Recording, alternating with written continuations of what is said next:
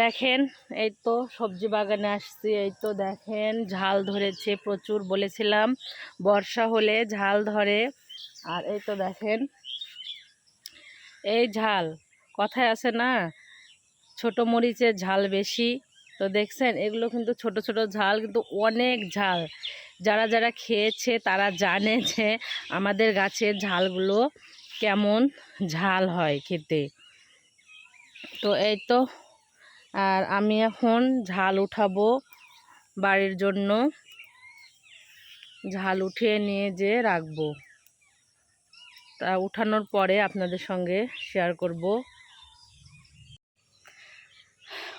ওই যে দেখতে পাচ্ছেন আমের গাছ, বললাম যে তো ঝাল উঠাবো, ঝাল উঠানো শেষ। তো ঝাল উঠাতে গিয়ে ঝালের গাছের মধ্যেই পড়েছিল, দেখেন কতগুলো আম পেয়েছি। এই তো বাড়ির গাছের আম, ওই তো ওই গাছে নিচে পড়েছিল ঝালের গাছের মধ্যে, তো কুড়িয়ে নিলাম। দেখেন আমগুলো।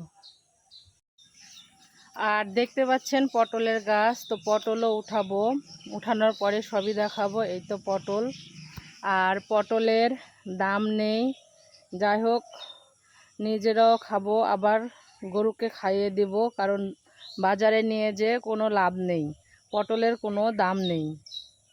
যাই হোক দেখাবো কি কি উঠালাম সবজি বাগান থেকে। এই যে দেখেন কাঁচামরিচ, এখানে পটল, আর কাঁচামরিচ তুলতে গিয়ে গাছের আমও পড়েছিল, ঝড়ে পড়েছিল, তো দেখা হয়নি, দেখতেছি আপনার ঝালের গাছের নিচে এগুলো পড়েছিল, তো কুড়িয়ে নিয়ে চলে আসলাম। সবাই ভালো থাকবেন, সুস্থ থাকবেন, টাটা।